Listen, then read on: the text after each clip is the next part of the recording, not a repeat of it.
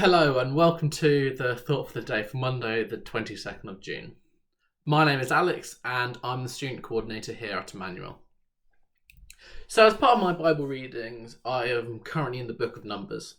And among the stories of plagues and divisions within the nation of Israel, there is this story of Balaam and his donkey in Numbers 22 to 24.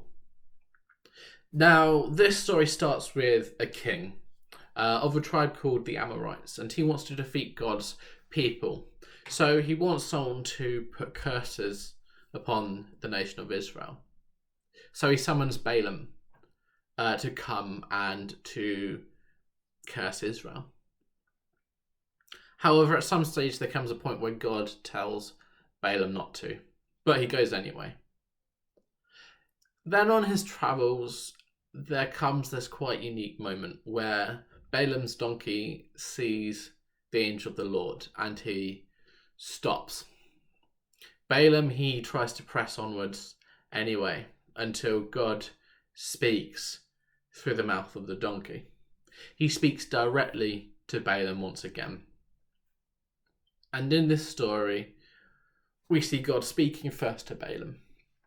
Balaam then ignores him and does his own thing. And so God finds a new way of speaking to him. And after this story, we see that Balaam brings blessings instead of curses to the people of God over the next two chapters until he leaves and goes home. Now, the first thing that struck me was the fact that God was speaking in this passage to Balaam. And this theme of God speaking to his people is seen throughout Scripture, from Adam and Eve in Genesis 2 to Elijah with the still small voice in 1 Kings 19 to Paul in Acts 16 having his missional travel plans changed as God speaks to him and tells him where to go. Only this week I've had two different conversations with close friends about God speaking to them in their lives, about them prayerfully asking about issues and letting him into their lives and speaking on issues that were close to their hearts. And this gives a challenge to myself and to us as a whole about the question of, do we actually make space and time for God to speak to us? Do we make time for prayer? And if we do we make time in that time of prayer to listen to God? Is it a one-way or a two-way conversation?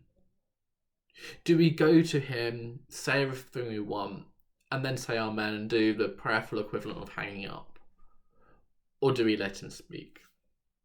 When we open our Bibles, do we make time and space for God to speak to us through the Scriptures? Or do we just shut our Bibles afterwards and move on our day as if nothing happened? And when we do hear, do we listen and do we act? Because the second part that stands out in this story is the fact that Balaam hears God and does his own thing. And so God has to speak to him in more imaginative ways through the donkey, because in this story the donkey seems to be a better listener. God here is more patient than Balaam, and so he just speaks again. And he waits for Balaam to finally be able to listen and to act. But how much easier from Balaam's point of view would it have been to listen to God and do what he was told in the first place? Or how about Jonah? How much easier would it have been from Jonah to go to Nineveh instead of trying to go to Tarshish and worry about being eaten by a big fish or a whale? How much easier would it be for us to listen to God and do what he's telling us the first time, instead of trying our own way and waiting for things to mess up and going back to him?